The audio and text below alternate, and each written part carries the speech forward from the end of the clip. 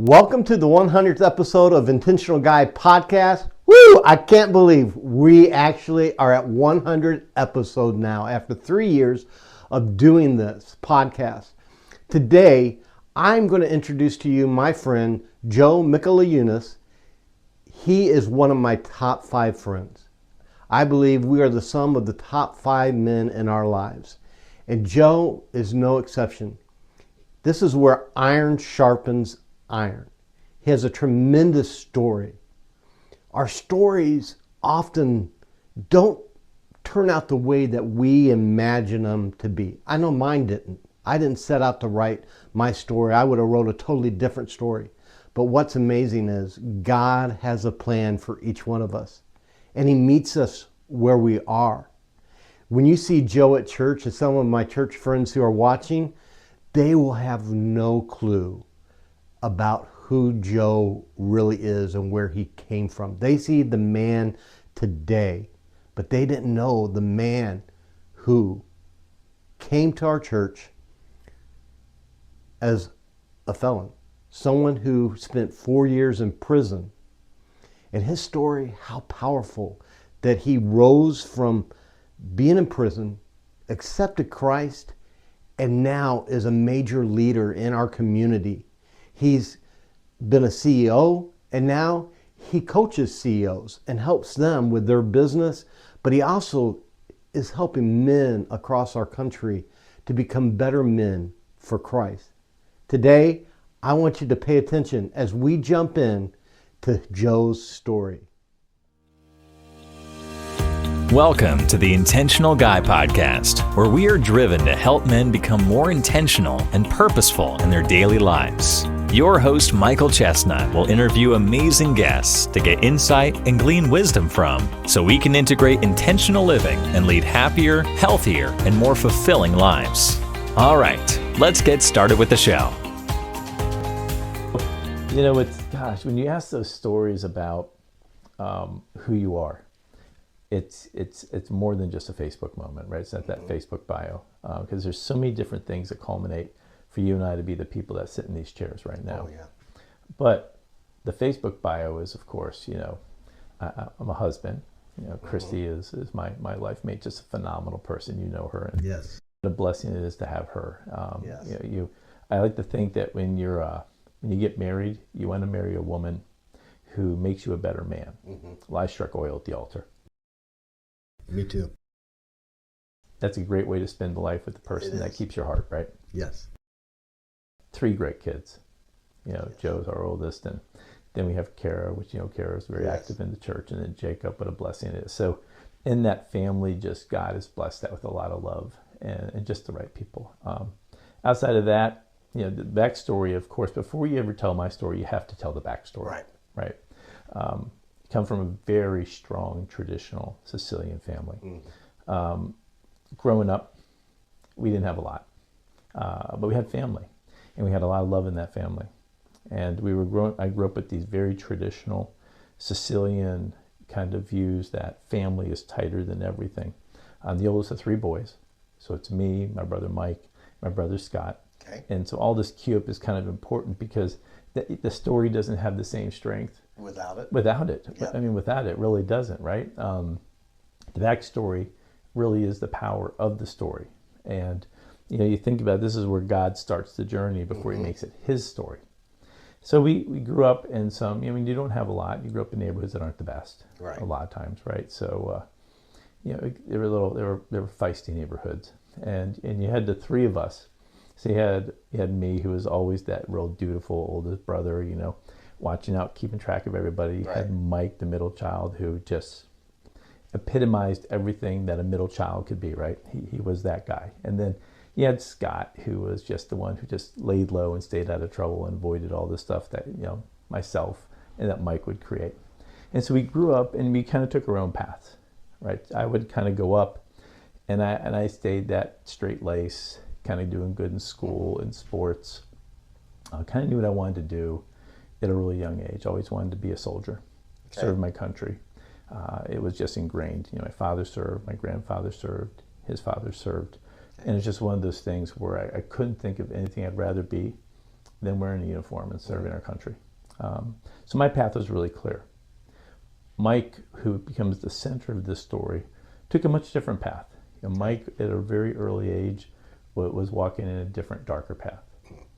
And it's his story to tell the details of that, not mine. His story is powerful also, right? Also another story of redemption. But the reality is we grew up, so most of my life was spent protecting my brother from the trouble he got in, and he was good. So there wasn't a mud puddle Mike couldn't find that I hadn't had to walk in and have to help him clean up a little bit. And I always laugh at everybody. If you look at, my nose kind of points at you going this way, because it's been broken so many times. And it almost started always with this phrase, "Are you Mike's brother?" And then after that, the fist came in, right? Yep. But yeah, I was. And so, I had to jump in the fray. As we started going in, Mike started going deeper into the darkness.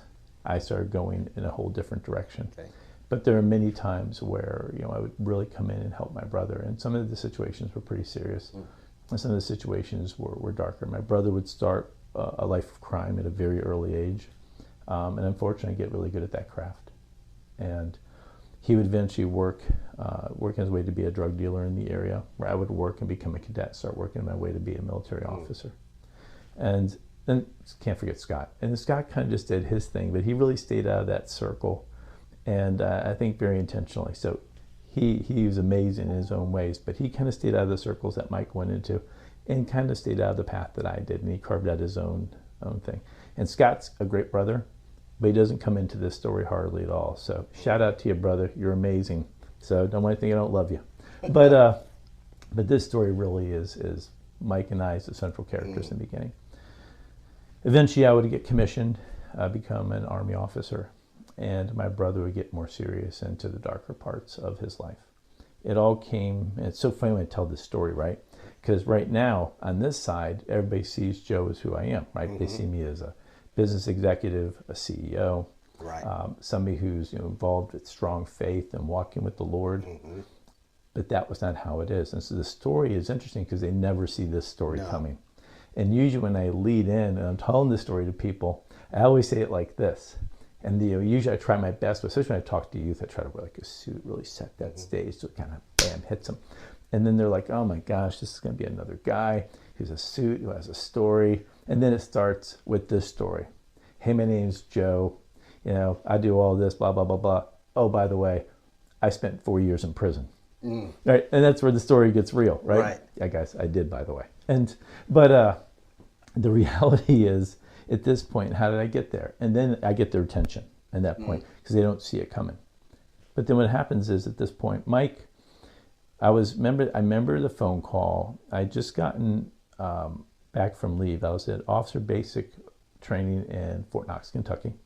I was coming home for leave.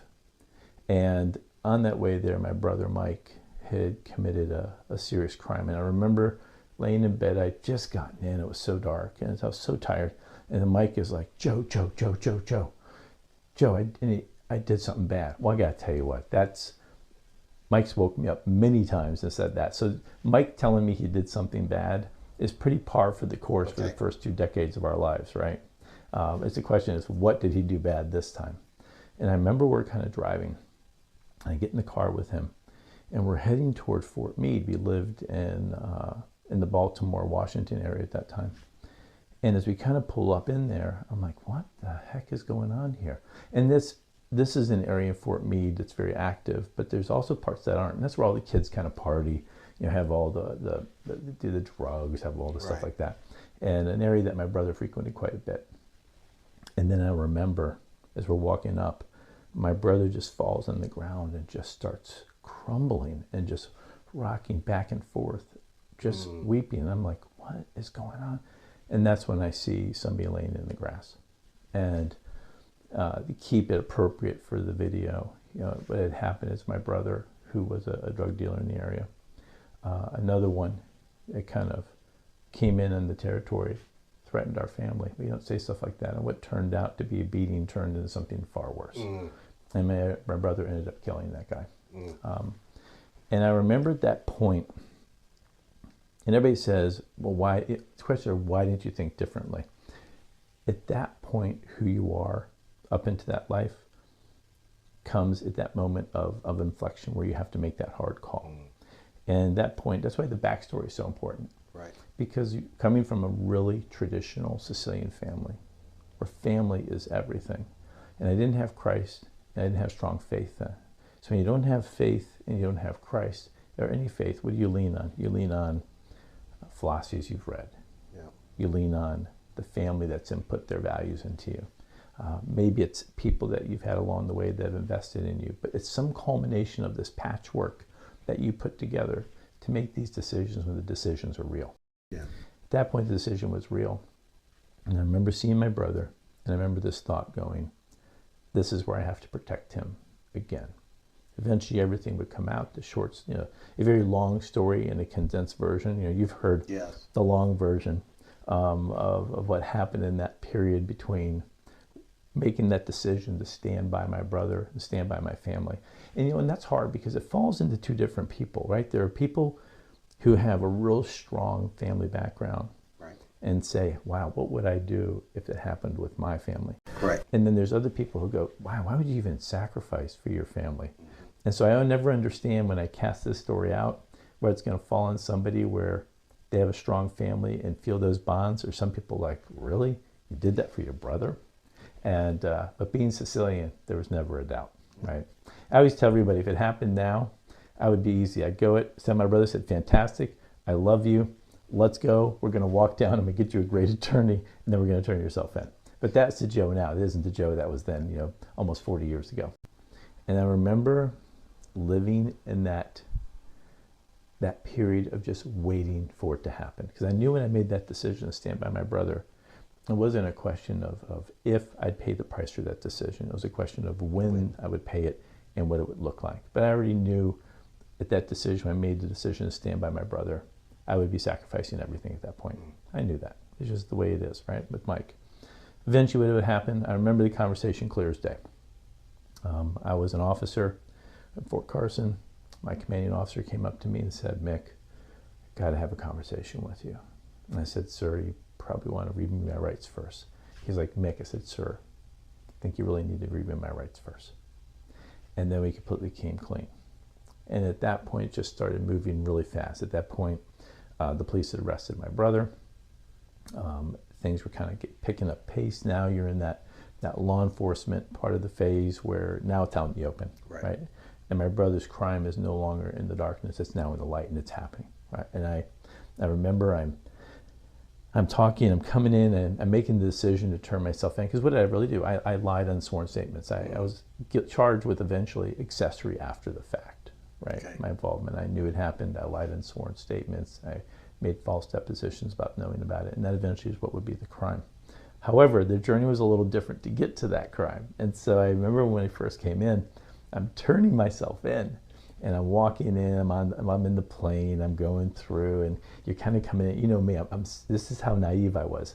So I'm coming in, and I remember coming in the BWI, and I'm looking through the plane windows, and all these police cars had like surrounded the aircraft. And you gotta remember, in my mind, I am turning myself in for lying on sworn statements. I've already know what it's gonna be, so it doesn't seem like this big surprise. I'm looking out the window going, oh my gosh, who is on this plane?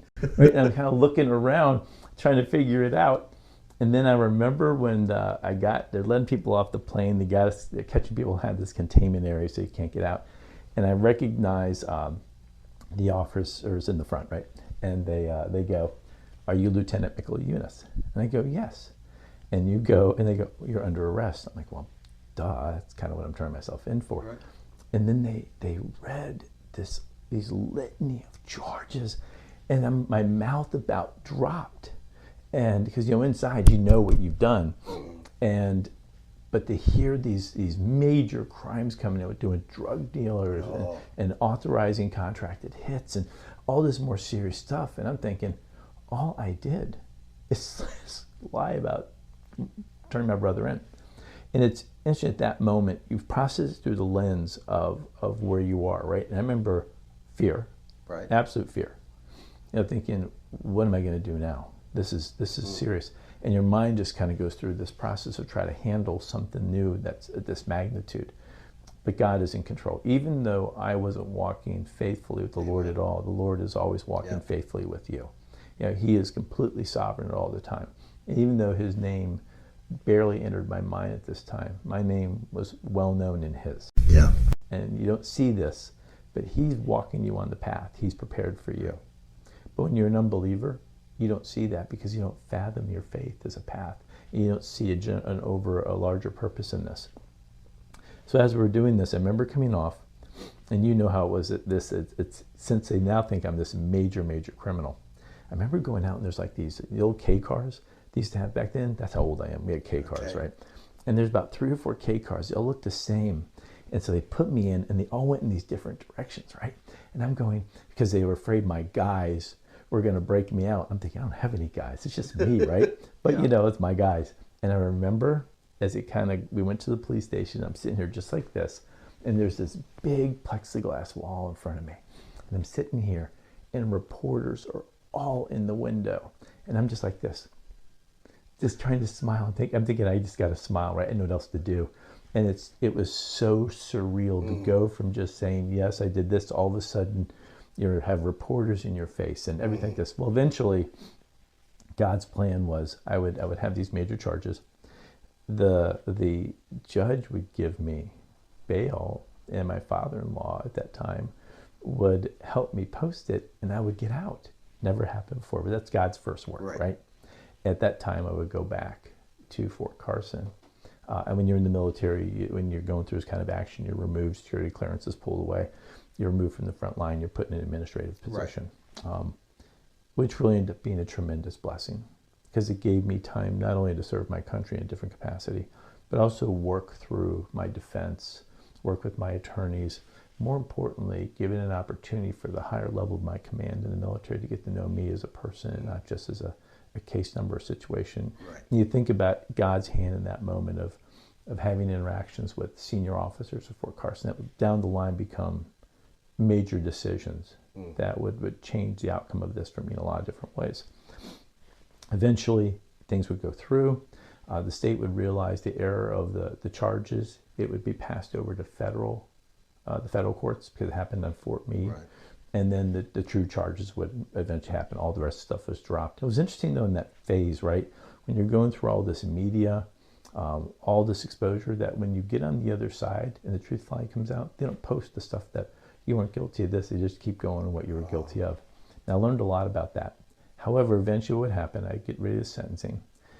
One of the first lessons I learned, the military taught me this, was the power of loyalty. And I remember as I was going through that sentencing, my entire military command showed up in support. And I remember the sense of relief as I was getting the charges and the sentencing read, looking out and seeing the support. And that would not be lost on me. One of the biggest lessons I learned, I still learn as a leader today. And I've been called sometimes the leader of second chances. And that loyalty was shown for me in that court when the military stood beside me. And it would be one of the major influences on the leadership style I would develop as I became more mature in my leadership journey. At that point in time, a sentence was read. I think at that point, I always mix up numbers. I think about 63 months. So a little over 5 years. And I got what they call a voluntary surrender, which means you kind of turn yourself in. Right? Get some time, get to do this. And then I remember it's kind of surreal. It's like checking into a hotel with a real extended stay, right? And so I remember showing up to the prison, and I have basically 3 things with me, right? I had my dad, I had my wife at that time, and then I had my Catholic Bible, right? And so I'm reporting then to FCI Fairton. Even though I had 0 points and a minimum security, my brother's crime was obviously homicide. So you get, when you're an accessory, you get the severity rating of the highest principal in the crime. And since my brother had a greatest severity rating, I couldn't go to a camp. And also, to get close to home, I had to kind of waive and ask to get put into a prison that was much higher than I should have been. So I got put in FCI Fairton, New Jersey, which was a high levels, medium-high FCI, which was, I didn't know now was going to be a decision because it was much spicier than some of the other ones I could have went to. So I show up, you come in here, and it looks like this. Hi, my name's Joe. Hi, Joe. We're expecting you. So it looks pretty kind of, so You just walk this way, say goodbye. So you give kisses, you walk through the door. And I'm thinking as I'm going through this surreal experience that this is like checking into a hotel, but a lot different because most hotels don't have fence and roving patrols and guns and stuff like that. Yeah, and barbed wire and things like that. You know, you've been the other side, you know, as a correctional officer. So you understand exactly what it's like. The only difference is you got to leave that day. Exactly. That's a huge difference, by the way. It is. Big difference. And so we kind of come in, and I don't realize that this is the point where God is going to start working.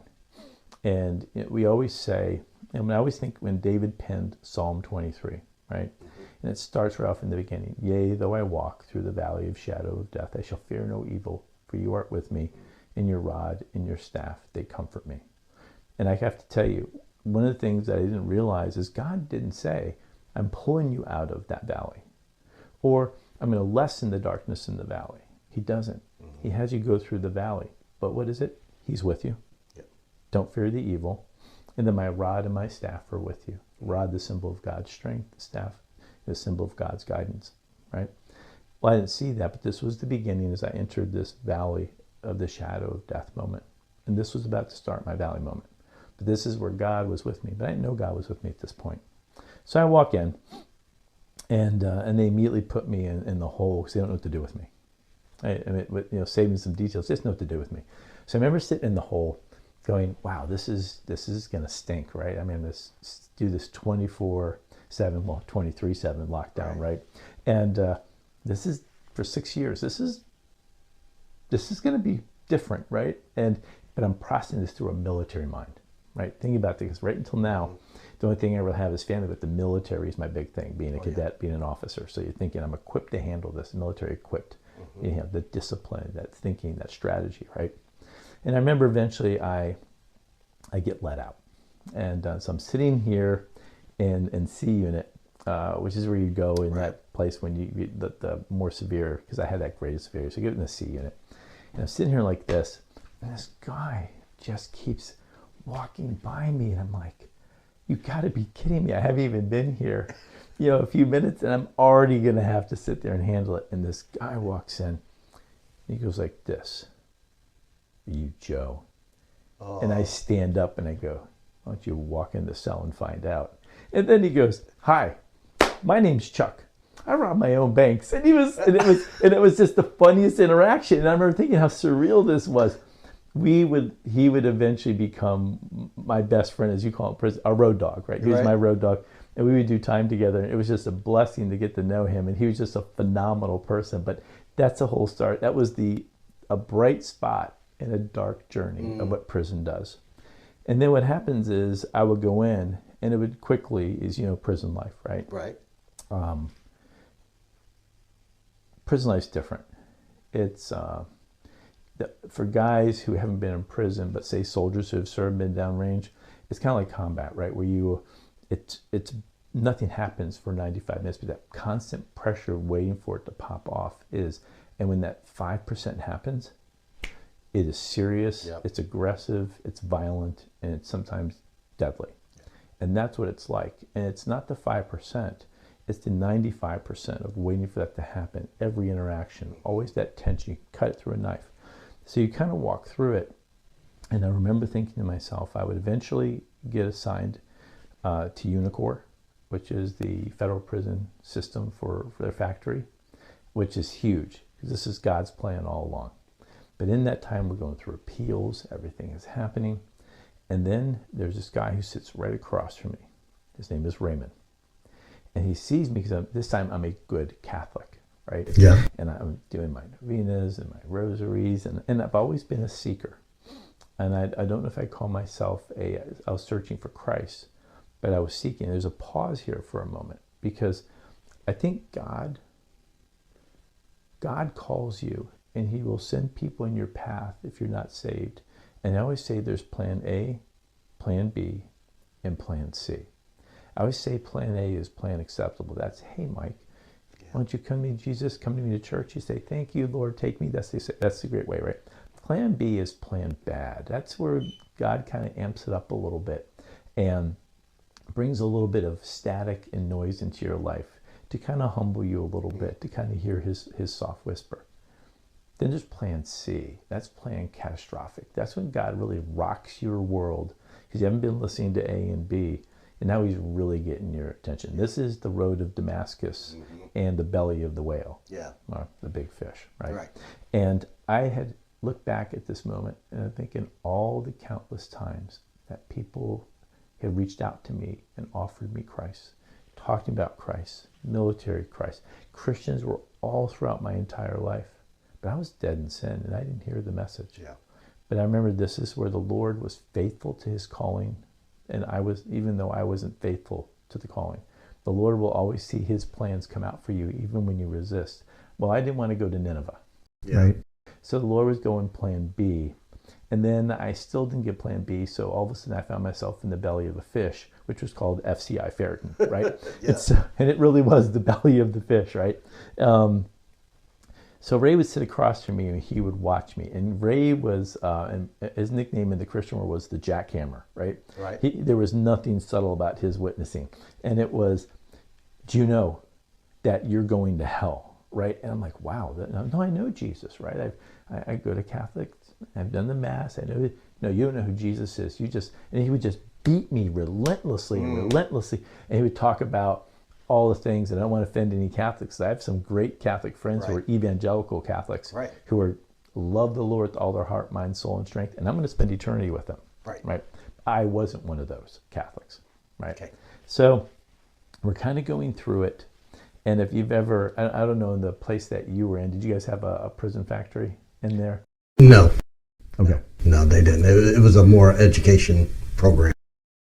Ours was kind of just, well, I guess it was education. It's a question of what you're learning, right? Right. It's kind of, but it was nice. And eventually I remember through all of this, there was this moment in December of 91 where it just broke. It was it.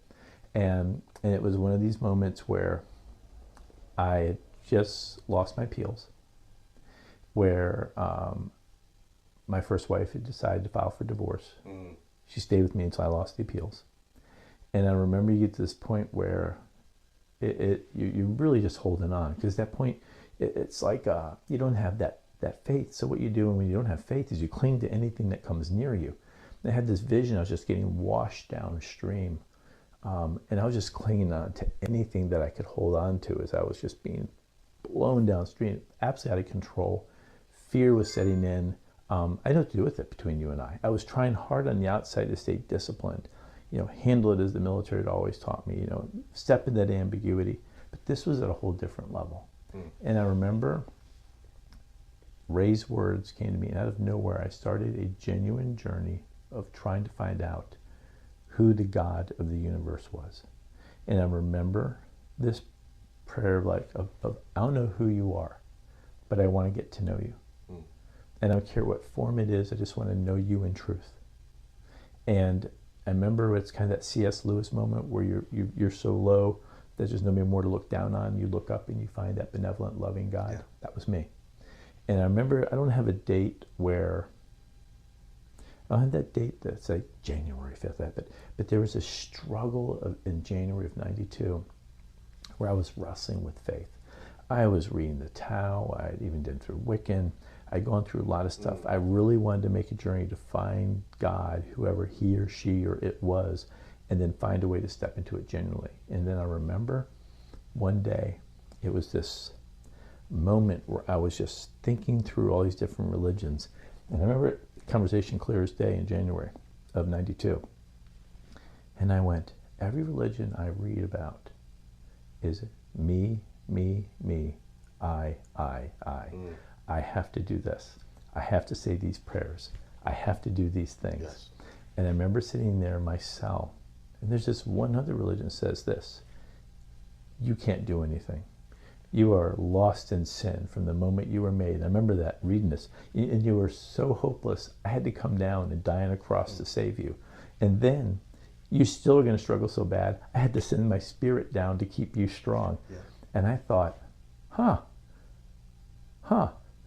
everything is me, I, and there's this one religion out there called Christianity that's him, I do it for you, I strengthen. there's nothing I have to give, but I'll do it all for you. And I heard the first time the message of grace and love. And I remember in a cell in FCI Fairton in January of 92, getting on my knees and surrendering my life to Christ. And you would think that is where it got good. No. You know as well as I do, that's when it started getting tough. It's where the spiritual warfare just really starts to come in. Well, think about it. You know, when you're in a dark room and you just switch on one little bulb, the darkness notices you don't belong there anymore. And I became a little small light. And when I usually was a very dark room and the darkness knew I wasn't supposed to be there anymore. And that's when they turn and go, oh.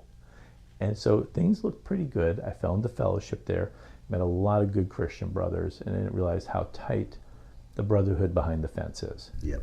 And you know that it's tight. And all of a sudden, I would meet this brotherhood. You know what I had at that moment? I had hope. And I remember that overwhelming joy that you get when the God of the universe comes in and redeems you. I never felt anything like that in my life, by the way, Michael. Nothing. I mean, when I became a Christian and gave my life, and I remember literally the next day, the world looked different. And for people who have come to salvation, I didn't grow up in a Christian home. Right. I grew up in a Catholic home, but the faith wasn't genuine. So we went to church, but we didn't have a relationship with Jesus Christ. Right. And so for people who've grown up in the faith, they're like, they can't see it any differently. But when you've been walking in darkness and lost in sin, and you're an adult, and all of a sudden you make that step of faith, and the Holy Spirit comes in you and you're redeemed, it's jarring because it's literally being pulled out of this darkness. Right. And all of a sudden the door opens and you see the world clearly for the first time. Well, I did that in prison. Oh, wow. And that day afterwards it became different. Well, a lot of times in prison, when you become a Christian, people think, oh, everybody finds Jesus in... Yes. Right. But they're going to test you, right? Because now it's the doormat theory, right? Yep. You know how that is, right? Yep. In prison, it's very predatorial. It is. It really is Darwin. And people don't realize unless you've been there. I did not realize it. You can't compare it to anything you know because it's its own world. It's got its own rules. Yep. It's got its own value system. It's got its own payment system. It's got everything is different than what we as civilians can even fathom. And so you go in there, it's... I remember prison sidebar, right? Because you and I both know it from different perspectives. You with the keys, me without them, right? Right. The level of violence and aggression in prison is hard to explain. And the movies, some movies do it a lot of justice. I'll tell you, they really do. And I know you have. I've seen a lot of bad things in prison. A lot of bad things. That level of aggression, it happens like that. It does. Just you never see it coming. Wrong word, wrong saying, disrespect. Somebody reads it wrong, even when you meant it right, and it escalates to violence within seconds or minutes, or when you least expect it, circles back around, right? It's hard to explain that to somebody who hasn't been there, and it's not just telling the stories. It's what it's like to be in that, right? Surrounded by it, day in, day out, day in, day out. Yep. So we came through, and this is my sidebar conversation. So things are going well, but this is my first introduction to real spiritual warfare. Up until now, it's been a real nice path. I've been spending a lot of good time in fellowship, believe it or not, even though a lot of stuff was really popping off in prison. Most of it had stayed clear of me. And a lot of it is I also never really walked in the past and did the things that get you in trouble in prison. Right. I was always respectful to people, always genuine with people, stayed out of the gambling, the other stuff that was going in, just trying to do my time and get back to my family. Right? But sometimes, like you know, you can still do that, but trouble still has a way of finding you in prison. Oh, yeah. And it's about to happen for me. So I taught calligraphy. And people are like, huh, when they hear that. So, yeah, back in the day, before we had all these computers, we had pens and we wrote stuff, right? And then Stephen Jobs kind of killed that profession with the Mac. But the reality is I taught calligraphy. I spent a lot of time in college in my fine arts doing calligraphy, and I was quite good at it. So I wanted to teach guys how to do calligraphy so they could write poetry and send back real beautiful stuff to their wives and daughters. They allowed me to do it. And eventually we have this really strong group of guys who spent time just writing beautiful poetry and letters they could send back to their wives and their daughters. And a lot of these guys were doing a lot of time. Like they weren't coming out anytime soon. Right. I mean, 30, 40 years was their release dates. Especially in the penitentiary you were in, that was a high. So a lot of those guys were doing A lot of time. a lot of time. A lot of time. So, well, you know what happens. In order for me to do that, I had Indian ink, right? And people who are watching this don't know what that is. Which I'm really surprised you were able to have. You know what? When I think about this, anyway, God had a reason for it, right? He did. So you know what happened is I had Indian ink, and finds out, and every week I would get shaken down by one of the gangs for a certain percentage of my Indian ink that they take back to their tattooing business. Yep. Right. And people, you got to understand, tattooing, that's a big business at the prison. Huge. That's why I'm so surprised he had it, because that blows my mind a little bit. Well, and you see it from that correctional officer perspective. I just thought I needed Indian ink to do the calligraphy, and they gave it to me. But see, I wasn't thinking like an officer, right? Right. I was thinking like a guy who's trying to get calligraphy and stuff. So anyway, it's coming in, they shake me down. And then eventually the officer who's in charge of activities came to me. Now, backdrop. I had led this officer to Christ. Had helped him also get his healing in his marriage. So this is a dear brother to me. Right. We were on the opposite side, but this is a dear brother to me. Right. So he comes in, and he eventually, they measure it and weigh it. He eventually weighs it, he measures it, and he's like, Mick, you're missing a lot of Indian ink. Well, this is that moment. These are these moments in a Christian walk where you're going to, there are times in a Christian walk where you have to stay faithful to who you are, and the costs for staying faithful to the Lord are going to be high. Yeah. And this is one of those moments. Yeah. This is a Christian brother. I'm about to speak truth to him because he's a Christian brother. But I understood in that moment when I spoke that truth, the consequences there'd be for me. And I didn't understand the full consequences. I just figured there's going to be some consequences. Right. As you know, I've heard the story before, the consequences are about to get real serious real fast. So he asked me, and I say, hey, one, I'm a Christian. Two, this is an officer I led to Christ. Right. So there's no chance to be deceptive here, because one, I couldn't, and two, as a new believer himself, you can understand what the kind of... Oh, yeah. Yeah. So I spoke truth. Told me exactly what's happening. Hey, these people come in all the time. They shake me down for my ink. And he said, why didn't you tell me? I'm like, well, you get to go home. And you never asked. Right. Right? You never asked. I know people say, Joe, you're kind of playing in the middle here, but my Christian brother never asked. And so I didn't go on my way to tell him, but as soon as my Christian brother came and asked, I told him the truth. Right. Well, you know what happened after that. They shook down the guys. Some guys went to SAG, got in the hole. These people were extremely dissatisfied with this. So they took a contract out on me. And it got real serious real fast. And I remember I'm sitting in the TV room, the military stuff, I'm always in the back. Right. And it's funny in prison how everybody knows you're the one who's going to get hit that day, but you don't, right? It's just funny how that knows that. And even the people, your circle friends, they know who they are, so they make sure they don't know either. But you know when it happens, because I remember two guys walk in, and then all of a sudden, everybody stands up but me. And I remember speaking out loud, I guess I'm the one, right? And I remember they came in, and without getting into details, and all I had was, they had shanks. All I had was an aluminum chair. And the Lord saw me through that moment. And, eventually I'd be able to get out of that. It's amazing what you can do with an aluminum chair. And by the way, I was not aluminum chair fighting trained, so that was a God moment, right? And I laugh about it. It wasn't really funny at the moment. But in that moment, you don't have time to think about it, but the Lord saw me through, right? Yeah. And I remember going out, and then they would try a couple more times. One time in the shower, then another time in the shower also, and that would get pretty serious pretty quickly. And the Lord saw me through that. And then I remember sitting here in this cell, and my friends, these are my friends, my brothers, saying these words. And these are just moments. And these are decisions every Christian has to make. This is when you're in that stub period of going, do I take it, control, and do it on my power? Because I got to tell you, as much as I like to say I was in control, fear had really set in. I mean, it was real. I knew not only had people out there that had the contract, these people were serious about fulfilling it. Oh, yeah. And I had no doubts in my mind about that. And people were giving me advice saying, look, you got to do it first. You got to take care of this problem before they take care of you. That's Satan, right? There's that dark speak.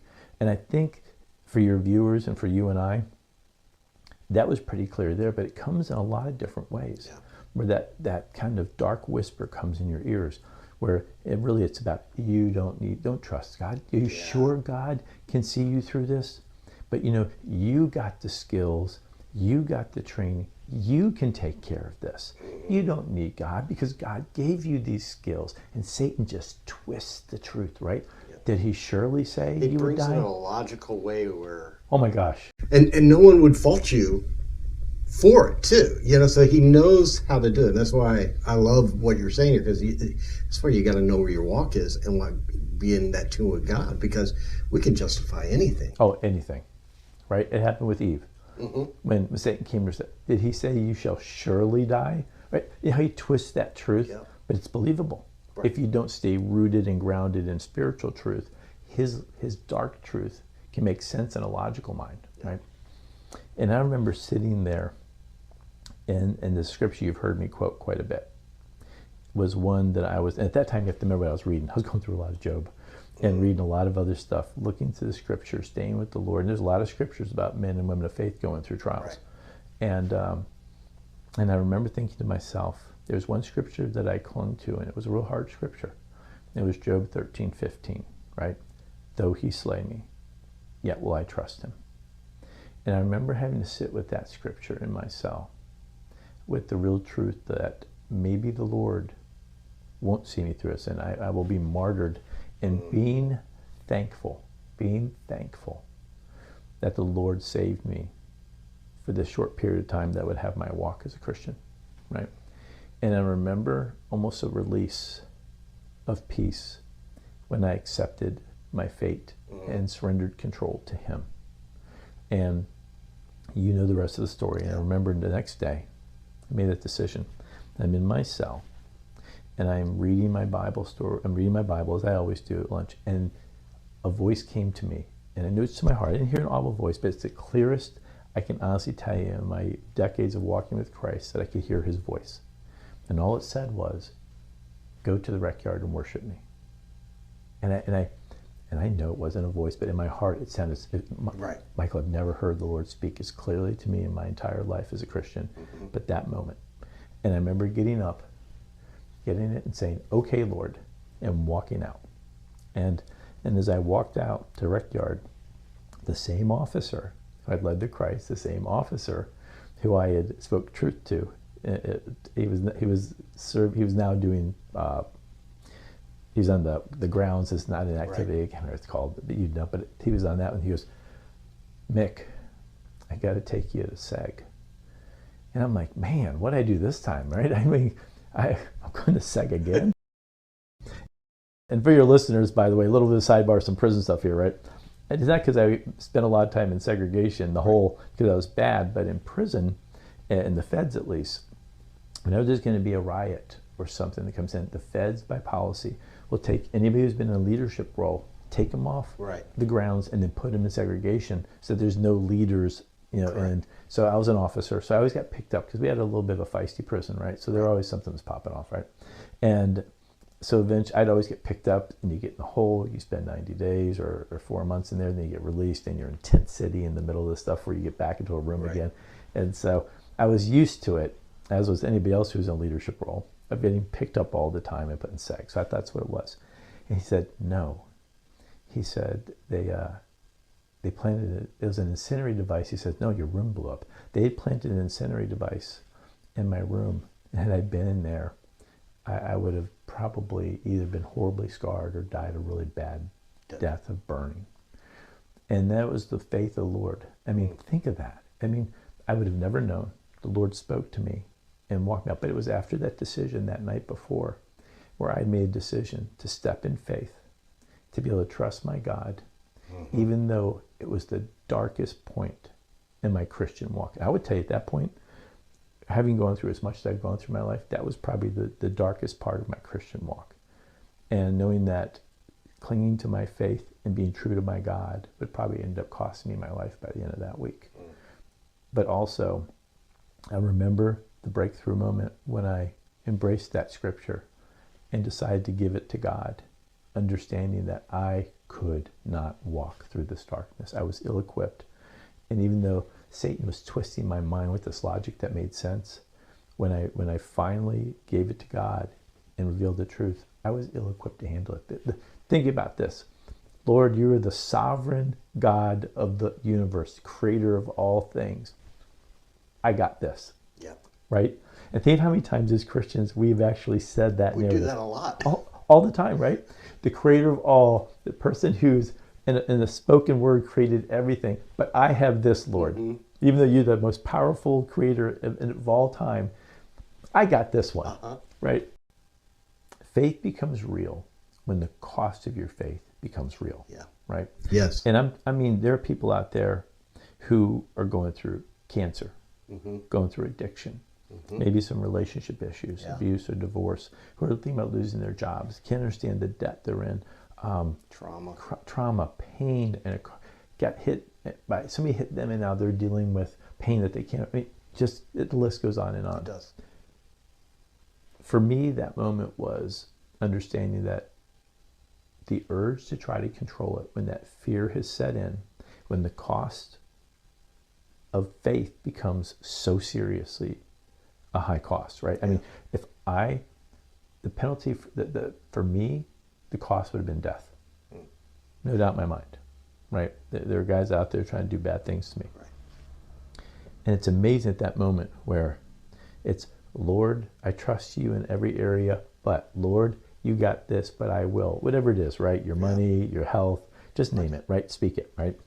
And the reason you have to be honest with yourself is that's where the cost of standing firm on faith gets real serious, real fast, right? But that is, and for people who are listening to that struggle point, that is where God does his best work. That is where God, when you let go and surrender, and you let the God of the universe step into that space, you've just unleashed the most powerful tool in your arsenal, which is the big guy that's standing behind you, right? Satan isn't frightened by you. He's frightened by the guy who's standing behind you, right? And I think the biggest lesson for me at that moment, and it's such a powerful moment in my Christian walk, when I lived Job 13:15, though he slay me, yet will I trust him. When I stepped into it and surrendered it to him, when the cost was going to be my life, at that point, I remember my faith catapulted. And you have to remember what happened at that point. Then I would go in and say, and this is God's plan, and this is the vision of this moment in a cell with friends around me saying, you can take care of it. You know, that would have gotten me. That would have gotten me a body charge, and I would have spent the rest of my life in prison, right? Right. And that's what Satan wanted. Because Satan knows down the road what you're going to do, what I'm going to do. Oh, yeah. And he doesn't want that to happen because he doesn't want lives to be changed. He wants lives ruined. Right. Right. So anything he can do to stop people of God from casting light, he tries to sit there and get them to voluntarily stay in spaces of darkness and not be able to embrace fully what God has given them. Right. Yeah. He doesn't want you to pick up the tools that God's given you. No. He wants to stay in the garbage heap that you left, and he's trying to find a way to get you back in it. Yep. So I sat there. I remember I went to SEG. You know what usually happens? They ship you off and ship you out. And I kept just staying there and staying there. I'm like, okay, God, right? What's happening? Great thing about being in segregation so much, you have ample opportunity to read the Bible. Everybody ever asked me, said, hey, how did you read the Bible so many times front to back? I said, oh, easy, the whole. Yeah. They're like, what's the whole? You don't want it. It's not the ideal Bible reading plan, but it's incredibly effective. Go into a place where you're locked down 24/7 for months in a cell the size of this room, right? With a bank vault door. And you'd be surprised how often you have time to be able to read the Bible front to back all the time. And I imagine if you didn't, you would almost go crazy. Oh my gosh. So that, being able to pour into God and to at least having the Bible there to read and to to put focus on, because there's nothing to preoccupy your time. And the enemy, that's when the enemy can really get your mind. Yes. Is when you're isolated like that and really get you. So the best thing doing was that. Feed on the word, right? Mm-hmm. Because you're right, in that period when you're still, if you're not feeding yourself with the word, Satan's going to step into it and do his little dark whispers. Yeah. And you know how that works. He'll start tying your mind in knots. So eventually the warden comes to me and he says, "Hey Mick, I'm going to release you back in the GP." And I'm like, "Really?" I remember his words. It's like this. He goes, "Everybody's gone. Detainers came in, state charges picked up, transferred over, and everybody who would have been a threat to me and that gang was gone." And I remember thinking to myself, because they don't just release you there, you got to have the guards come and do the paperwork, and they come in and release you from SAG and put you back in, right? I remember getting on my knees and thanking the Lord, because I was going to make the biggest mistake by trying to handle it myself. But instead, I stepped into faith at a high perceived cost. But this is what I had to say. My God always had me. Yeah. I just didn't have the confidence that my God always had me. Amen. Yeah. Does that make sense? Yeah, it does. And Walked that many times. this is, and it's at this level of our walk, having you and I walk with Christ now for decades, I still get to those times where I look over 30 years of my walk with my Lord, going through some real hard stuff. He's seen me through some stuff, Mike, that's just incredible, like you, right? I'll have those moments and go, and instead of focusing on the fact that he's seen me through countless dark times, and his hit rate is 100% of success. 100%, right? Not 99, 100%. You're right. And you have these moments where you go, I wonder if ... And I have to stop and pause and go, I am so sorry, Lord. I can't believe I let the ... happen when you've been so faithful for so long every single time. And that's even now, as a seasoned Christian warrior that you and I are, it still enters my mind. That's this flesh we're encased in, right? And so what happens is he released me. And then what happened? Oh my gosh, after that I win my appeals, right? And then I would come back, and we could tell countless stories about what it's like going through the appeals train. I remember telling everybody, it's a separate podcast for time in Lewisburg Penitentiary or Baltimore City Jail. Those were particularly dark spaces that themselves could be stories of how God worked, setting up churches in those areas and prayer teams, and making sure that everywhere I went in prison, when I did, I left a group of men everywhere I went and started a prayer group or a small house, like a home church. So everywhere I went, I left the Lord there everywhere I went. Very intentional, seeking out Christians, organizing Christians, making sure that when I left, there was a person who had fellowship, so that when I left, the Lord still had his remnant. And you and I both know, if you just turn on one small light in a dark room, it illuminates everything, right? But it's really hard to notice a small dot of blackness in an all lit room, right? And that's the power of the light. And what happens is also for people who are searching, once you turn that light on in that dark room, they know where to walk to. Instead of before just going like this in the darkness, trying to find hope, trying to find love, trying to find some relief. Oh, they head for you. So I left that. Anyway, eventually we get out. I win the appeals. And then I remember when I first got released, and now it was different. Now I walked out, and I had, out of the three that I walked in, I remember it was my dad, my first wife, and then my Catholic Bible. Now I walked out, I didn't have my wife anymore, still had my dad, and now I had a King James Bible. And so the Lord decided I was going to keep one of those things and renew two other things. And by the way, just for the sake of your listeners, I tried hard to step into that marriage at first, right? But God always has a plan, right? And that's a whole separate part about how my first wife went to a separate path, and then she found Christ, became saved. I went to my path and found saved, and of course found Christy, which was amazing. But let me tell you how sometimes the path came from here is once I got released, you go to a halfway house. And mine was in Baltimore, Maryland, and it was in a really bad place. It's amazing they don't put halfway houses in good places, right? So it was in a really bad place in the projects of Baltimore. And I remember having to get in that bus and do job interviews all the time. I would think that sometimes between you and I, prison was actually safer to be in that area where the halfway house was. Right. Because at least in the prison, didn't have guns and stuff like that, right? The halfway house area was just a neighborhood full of violence and gangs. So it was really bad. Well, I did work release. And so some I of the didn't know you guys, did that. yeah, I did work release before I went to the prison. Yeah. And a lot of the guys, they had that adjustment period because how they reacted in prison now, they have to react differently out here on the street. Very much so. And so, and in those environments, in those neighborhoods, you got people who, they're testing now that resolve you have to want to stay out of prison. That's right.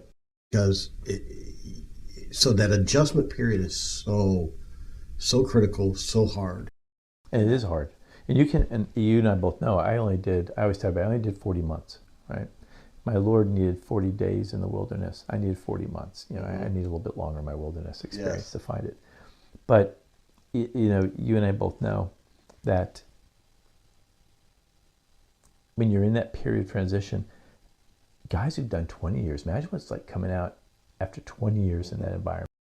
I've seen it. You've seen it. I know. I've heard about it. I watched my brother when he came out after 20 years, right? And watch him do that transition. It's a difficult period where you don't have support, you don't have love wrapped around you or good systems. I can see why a lot of guys will intentionally violate just to get back in. Why recidivism rate is so high. Yep, I can understand that completely. Yeah.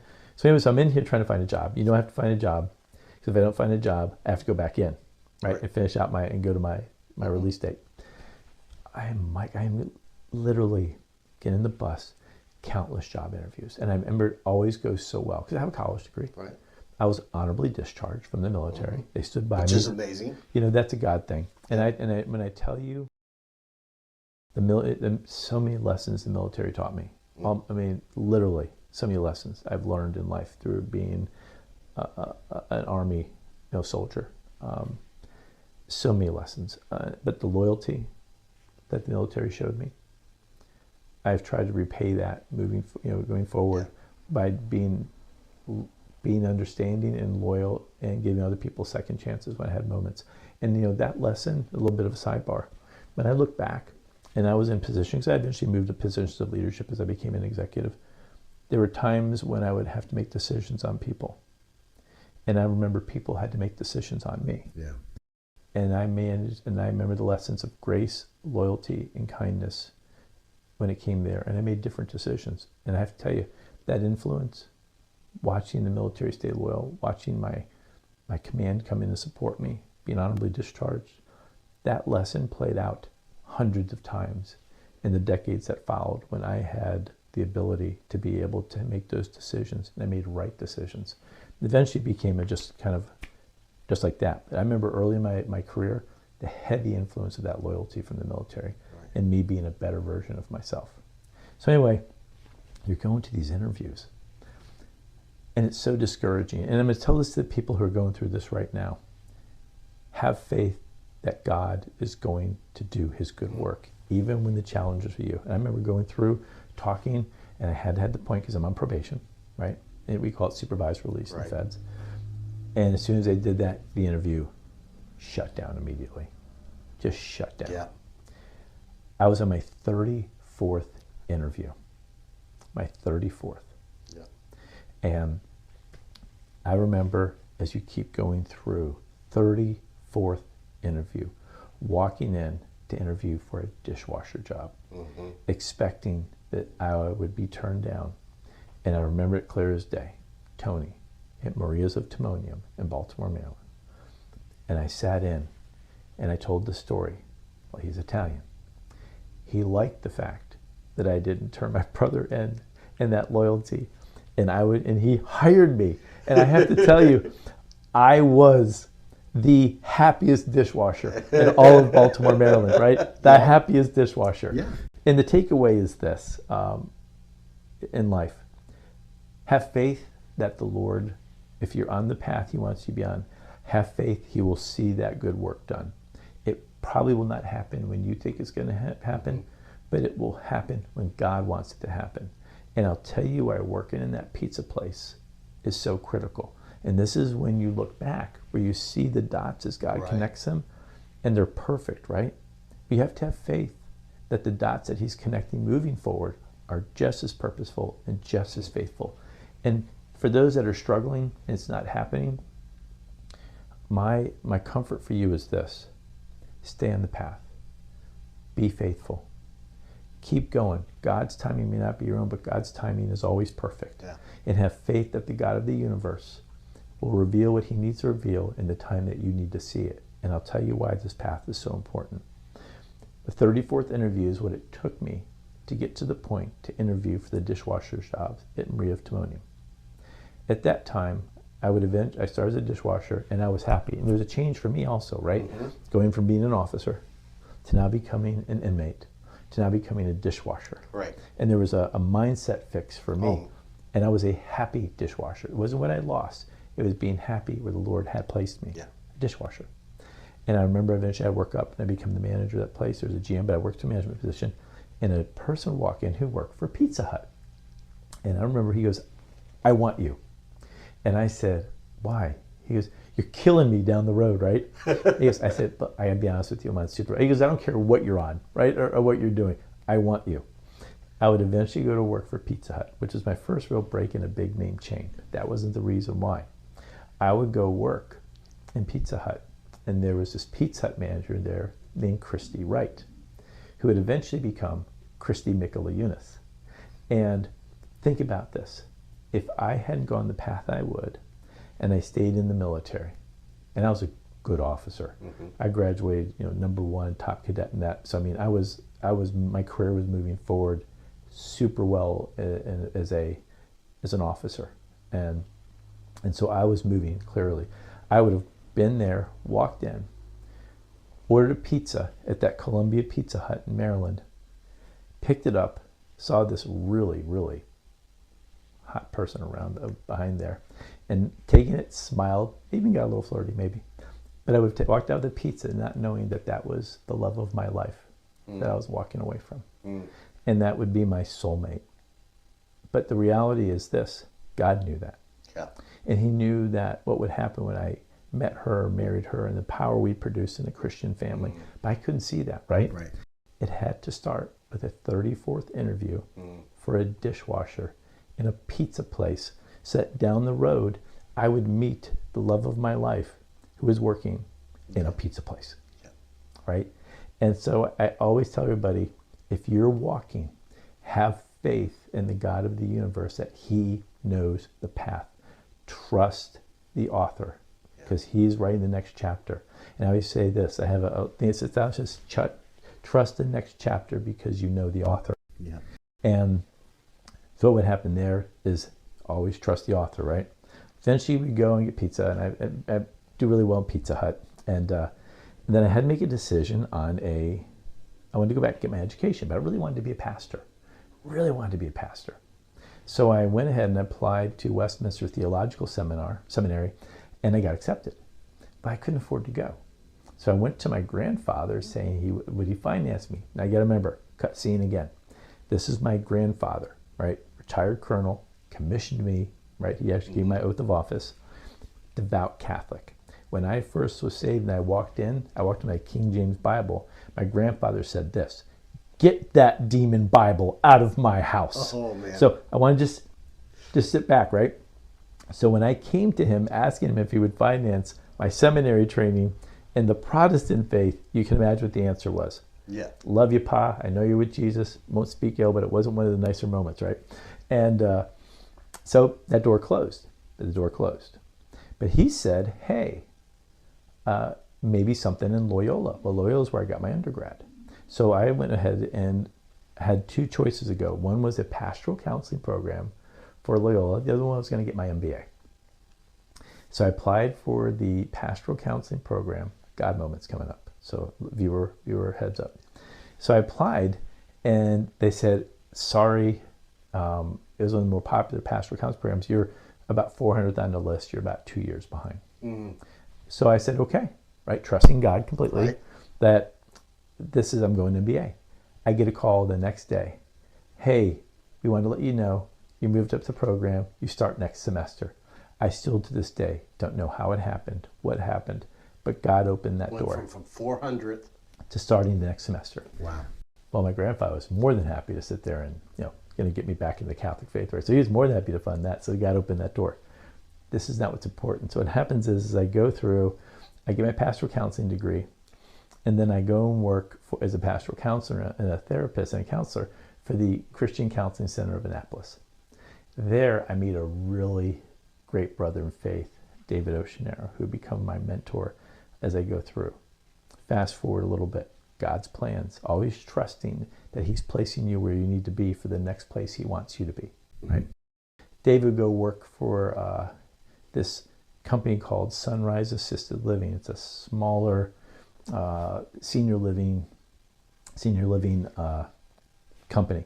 Now, funny part about God is when I was going through my counseling training, you do all these psych testing training. And I remember taking an assessment for careers because everything we trained on, we did it ourselves, so we understood what it was like to be in that perspective. So I took it.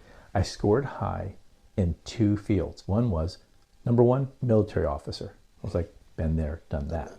The second one, nursing home administrator. And I remember laughing and telling my professor these words: "You won't catch me dead in that profession." God must have had the biggest chuckle in the world, right? So then eventually David goes to work for Sunrise Assisted Living. He calls me and says, "Hey, brother, you need to come work over here. They're a Christian-based organization caring for seniors." And I said, you know what? And I'm, okay, what does it hurt, right? I was running out of runway to be able to get the hours I need to get my licensing for my LPC and my licensed professional counselor in Maryland. So God just opened the door. I interview. The interview is the longest interview I've ever been to, right? And for obvious reasons. Right. And there is a gentleman in the room. There's 2. One is Paul Clausen, who's a brother, who is the founder of Sunrise. And another one, Tim Smick, who was the president at the time and who would become a dear brother and a spiritual mentor to this day for me. And they opened that door for me to be able to do what? Work in senior living, right? I would start in their executive training program just to be an administrator. We call them executive directors in that industry. And that door would open. And I think people need to understand the story of this. It started with a dishwasher in a pizza place at a 34th interview of trusting God, from going where? To there, to the next place, to meet my wife. From there to make a schooling decision where doors opened. To do what? To run into David Oceanero, because I wouldn't be able to run that space if I wasn't a counselor. From there, I would interview and meet Tim. And from there, that door would open. And I would work for the next 27 years as in senior living, the place I said I'd never be caught dead in, right? Where God just laughed and chuckled in heaven, right? I realized I was going to spend the next 30 years serving him in that industry, right? And from there, I would go from being a dishwasher to being the COO and running large companies. And I tell people this, God makes folly out of the wisdom of man. Yeah. I was God's folly. And I would go up and be in places I shouldn't have been, in the C-suite and leadership roles because of God and because I need to be in those spaces to serve him. And when I think about it, excuse me, those doors open for the sole purpose of being able to be a useful tool for God in those spaces that he allowed me to occupy. And so why do I say this? The journey for me is of 3 things. 1, it's resilience. Yeah.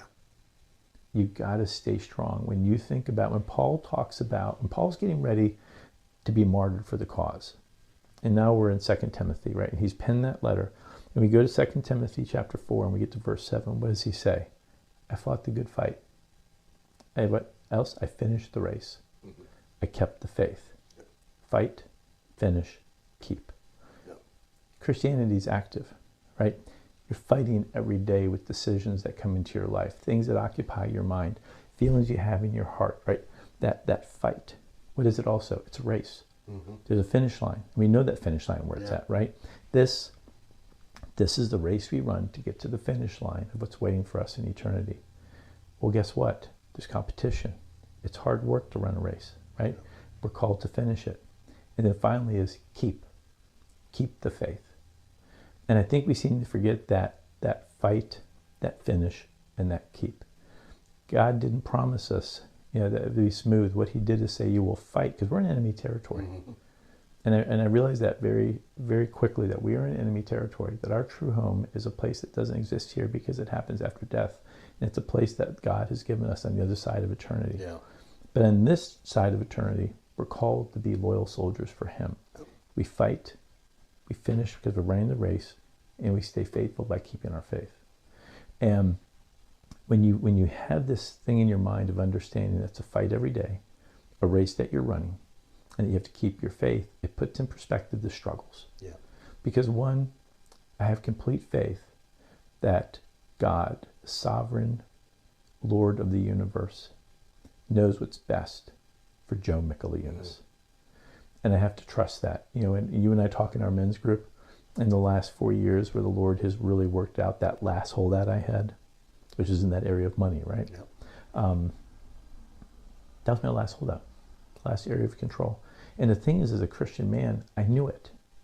I'd have long conversations with God. And I would say, Lord, I know it. Just give me some time. Please be patient. I really struggle with that last area of holdout for the God of my heart.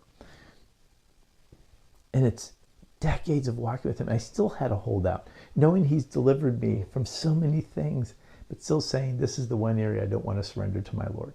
Right? I can control this. I got this. I got this. Right? I got this.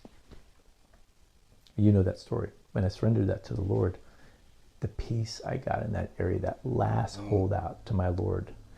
And I can say for those who have those holdout times, when I surrendered that last holdout and allowed the Lord to go in and occupy that last space of my heart and make it his, not mine, but his,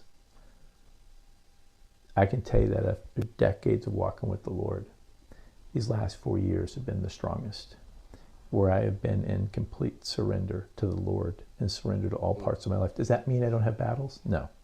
Does that mean there aren't struggles? Absolutely there are.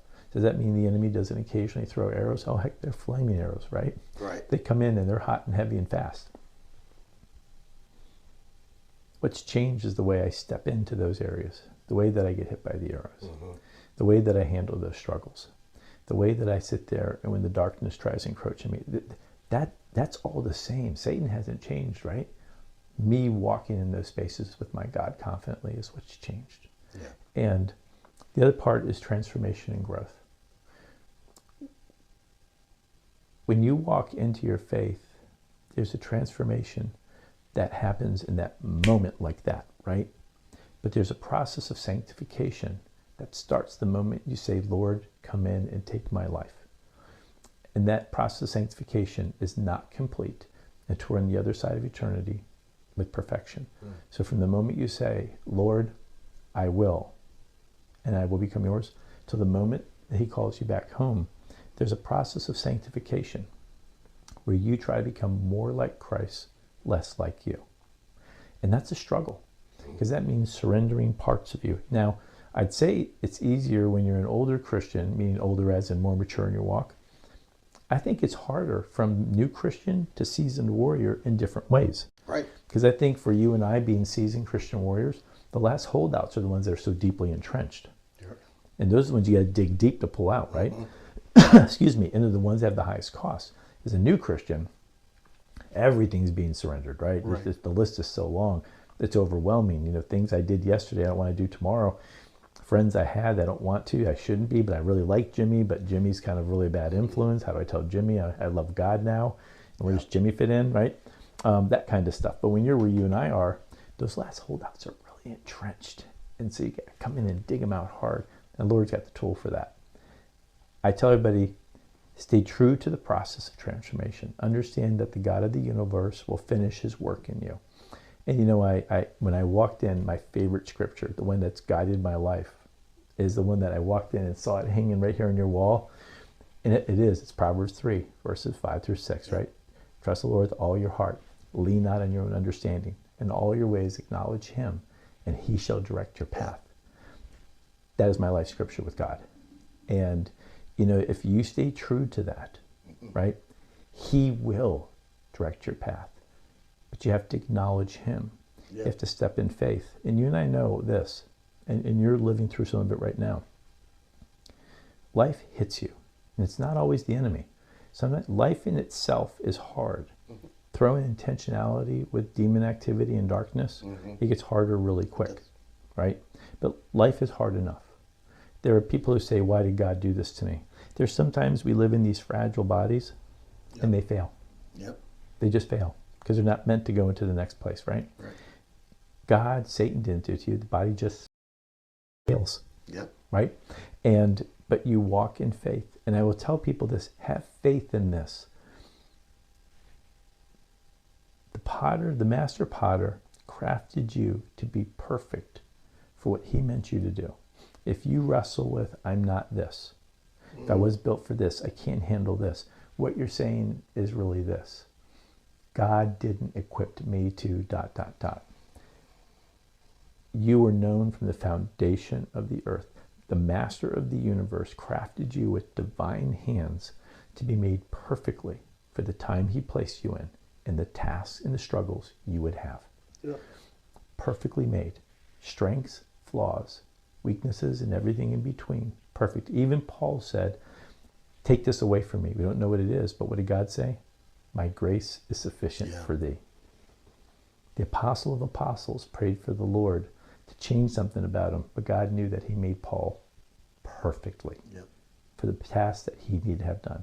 I would tell people this, and that is the growth. Trust that the Lord is growing you to do his perfect work, that you've been equipped to do everything that he needs you to do, that before you breathed air in this life, the God of the universe took the moment to create you perfectly for what he needs you to be. When you look in the mirror, don't look at what you're not. Look at that you were created by divine hands to be perfect for the task at hand. And that should be confident.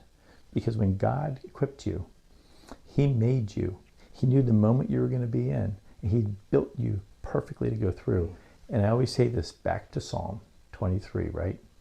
Yea, though I walk through the valley of shadow of death, I shall fear no evil. Why?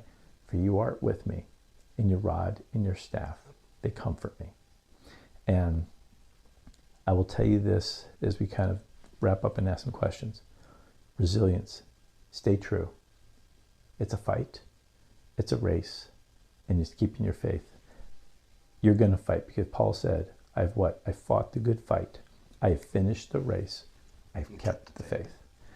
It's a fight. And understand if you're struggling, it's okay. We all struggle. But stay firm in the God of the universe. Next is resilience. Don't give up. You don't know if the God of the universe has what you need right around the corner. The dishwashing job that gets you into a pizzeria, that you find the love of your life, or the job opportunity of your life, or the thing that you need. Stay faithful on the path. Because if you're on God's path, it's the path you want to be on. It's the path. The other thing in that psalm is there's going to be dark times. The Lord didn't say there wasn't. And then comes Job 13:15, right? Though he slay me, yet will I trust him. And there are going to be these moments where I tell this to viewers because I've walked this walk. Struggles will come. Don't be surprised when they do. Not all of it's God, not all of it's demonic. It's just part of life. Some of it is just the sin that's in here. Sometimes it's very intentional. The enemy throws things at you. And sometimes it's the God of the universe putting you in situations for him to craft you into what he needs you to be. Or put you on a path for a collision course with somebody, something, some opportunity he needs you to see. But it's down the road. And you only can get to it by going through this moment in your life. Have faith in that. The other one is never lose faith in your Lord. Never lose faith. Don't cling to the things that you think you can control when he controls all. Have faith in that control. Have faith in your Lord. And lastly is the process of sanctification. Every day be a better version of yourself. Walk closer to your Lord. Understand that it's never complete. There's never perfection.